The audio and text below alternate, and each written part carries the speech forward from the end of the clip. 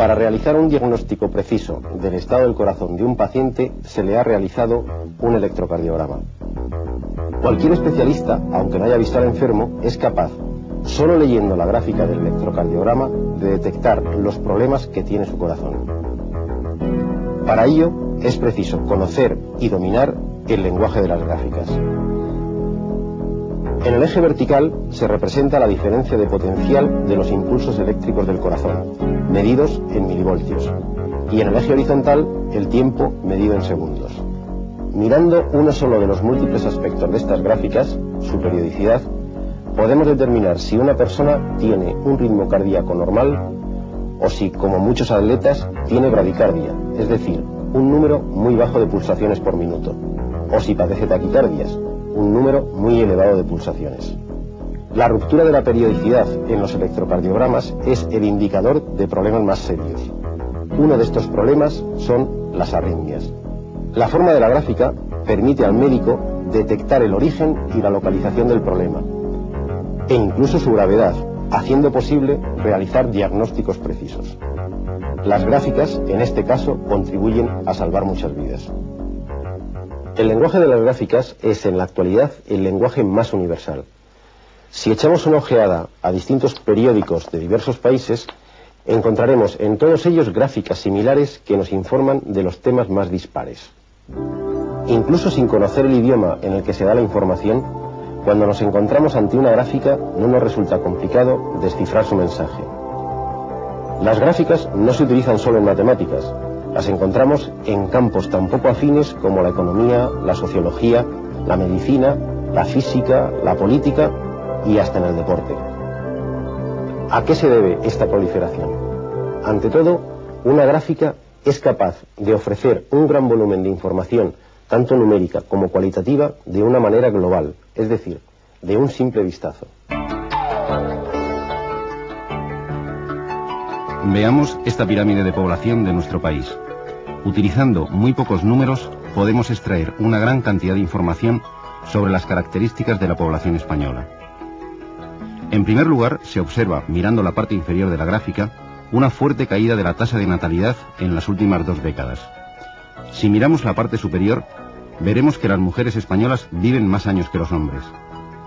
También podemos observar un descenso de la población entre 55 y 65 años, achacable a la disminución de la natalidad durante la Guerra Civil.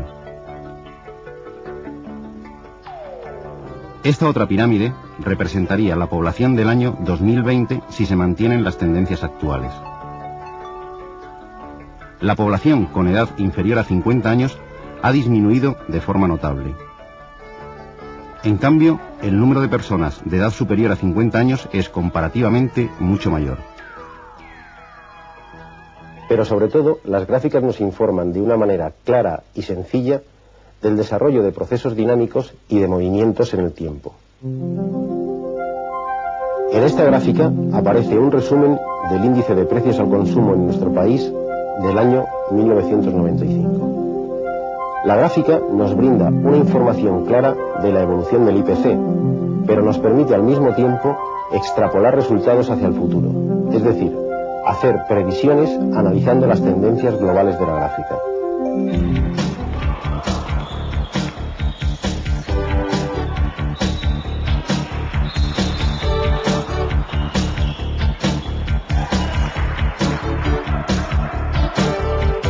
Esta otra gráfica nos cuenta de manera resumida, pero fiel, la historia de un partido de baloncesto. Mirándola con atención, podemos saber qué equipo ha ido por delante en el marcador en cada momento. ¿Cuál ha sido la máxima diferencia? Lo que nos informa de si el partido ha sido igualado o no. ¿Cuándo se ha comenzado a fraguar la victoria del equipo vencedor? Y todo esto mediante 2 simples líneas dibujadas en un plano. Pero donde las gráficas nos proporcionan una información completa de un fenómeno es al aplicarlas a situaciones en que 2 magnitudes variables están relacionadas entre sí mediante una ecuación o una función. Si lanzamos una pelota hacia arriba y nos interesamos por la altura a que se encuentra en un momento determinado, esta gráfica nos proporciona toda la información sobre el movimiento de la pelota. Para dibujarla basta conocer la ecuación del movimiento, es decir, la función que relaciona la altura con el tiempo. En nuestro caso, es la del movimiento uniformemente acelerado. Es decir, la altura es igual a la velocidad inicial por el tiempo menos 1/2 de la aceleración por el tiempo al cuadrado. 10 metros por segundo es la velocidad con que lanzamos la pelota, y 5 metros por segundo al cuadrado es aproximadamente la mitad de la constante de aceleración terrestre. Al cabo de 0,5 segundos estará a 3,75 metros de altura. Al cabo de 1 segundo estará a 5 metros de altura. Al cabo de 1,5 segundos estará a 3,75 metros de altura. Así podemos concluir, incluso antes del lanzamiento, que la pelota alcanzará 5 metros de altura y tardará en caer 2 segundos. En contra de lo que podríamos pensar, la aparición de este tipo de gráficas en la historia de las matemáticas es un fenómeno relativamente reciente. En todas las obras matemáticas, desde la antigüedad hasta el siglo XVIII, aparecen numerosos grabados, pero son exclusivamente de tipo geométrico. La idea que ha dado origen a este sugestivo mundo de las gráficas matemáticas es una idea bastante simple.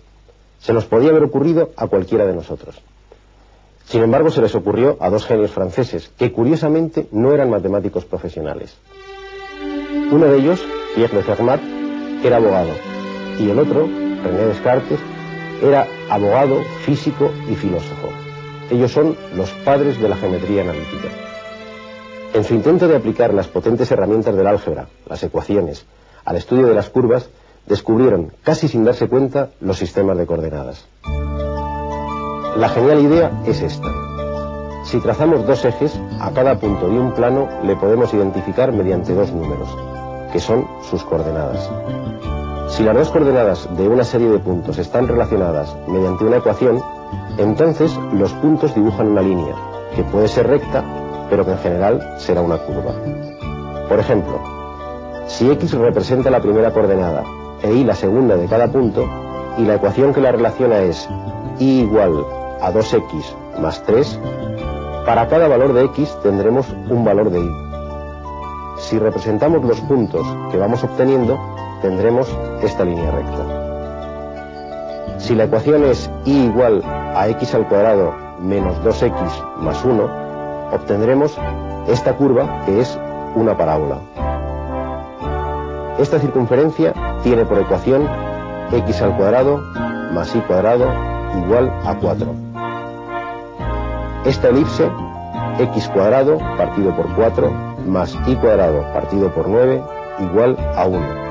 Es decir, con esta idea tan simple, cada curva tiene asociada una ecuación y viceversa. A partir de entonces, la geometría dejó de verse con los ojos de los griegos y comenzó a mirarse con los ojos de los números y de las ecuaciones. Había nacido la geometría analítica. Pero Fermat y Descartes contribuyeron a una auténtica revolución en la transmisión y el tratamiento de la información. Habían encontrado un lenguaje que no exige profundos conocimientos matemáticos y que está al alcance de todo el mundo, ya que solo se necesita para comprenderlo unas cuantas reglas elementales. Había nacido el lenguaje de los gráficos. Por aquellas ironías de la historia, es otra vez alguien no relacionado con el mundo de las matemáticas quien va a inventar los gráficos más universales, los gráficos estadísticos. El escocés William Playfair era cualquier cosa menos un matemático. Su actividad principal estaba relacionada con el comercio. A finales del siglo XVIII, él mismo escribe: «Cada noche, cuando regreso a mi casa, coloco mis coronas una sobre otra formando pequeños cilindros.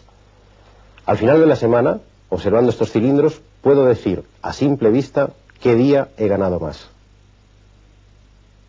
Había inventado estos gráficos que tanto proliferan en periódicos, revistas e informes de las actividades más dispares, los gráficos estadísticos. Decididamente, los cimientos del lenguaje de los gráficos, del lenguaje más extendido en la actualidad, son sorprendentemente simples. Hoy en día estamos bombardeados por informaciones gráficas. Parece que la humanidad quiera recuperar el tiempo perdido por no haber utilizado esta herramienta matemática. Se nos pretende informar de todo a través de las gráficas. Sus ventajas son incuestionables. Son claras, dan información de un solo vistazo, informan de todo el proceso y no solamente de los momentos puntuales, Pero, ¿realmente son siempre fiables estas informaciones a través de las gráficas? Sin necesidad de falsear los datos, dos representaciones gráficas de un mismo fenómeno nos pueden llevar a conclusiones completamente diferentes. Estos dos gráficos muestran la evolución del paro entre 1989 y 1994. Los datos utilizados en ambos son los mismos. Sin embargo, la sensación que produce el segundo es que el porcentaje de paro ha aumentado de una manera mucho más alarmante que la que sugiere el primero. ¿A qué se debe este hecho? Observemos las escalas utilizadas en el eje vertical en ambos gráficos. En el primero comienza en el valor 0 y cada unidad representa 4 puntos de aumento. En el segundo comienza en 10 y cada unidad representa 2 puntos de aumento. Aunque los datos sean los mismos, las escalas son diferentes. La escala de la segunda gráfica es el doble de la primera. Esto provoca el efecto visual de que la segunda gráfica está estirada en sentido vertical. La idea del crecimiento del paro nos lo proporciona la mayor o menor inclinación de los segmentos de la gráfica, su pendiente. Al duplicar la escala vertical, la apariencia que da la segunda gráfica es que el aumento del paro ha sido mucho mayor. Como han podido comprobar en este ejemplo, a pesar de la apariencia de neutralidad y de objetividad del lenguaje de las gráficas, conviene estar atentos y prevenidos. A partir de ahora, cada vez que se encuentren con informaciones presentadas en forma de gráficas, además de admirarse por la potencia de este exótico lenguaje matemático, comprueben una serie de detalles. ¿Qué se representa en cada eje? ¿Qué unidades se utilizan? ¿Cuál es el primer valor del eje vertical? ¿Qué escala se ha utilizado? Así, no solo estará bien informado, sino que se evitará alguna que otra interpretación sesgada o errónea. Ya saben, una buena visión matemática contribuye al desarrollo del espíritu crítico, o al menos hace más difícil los intentos de manipulación en la información.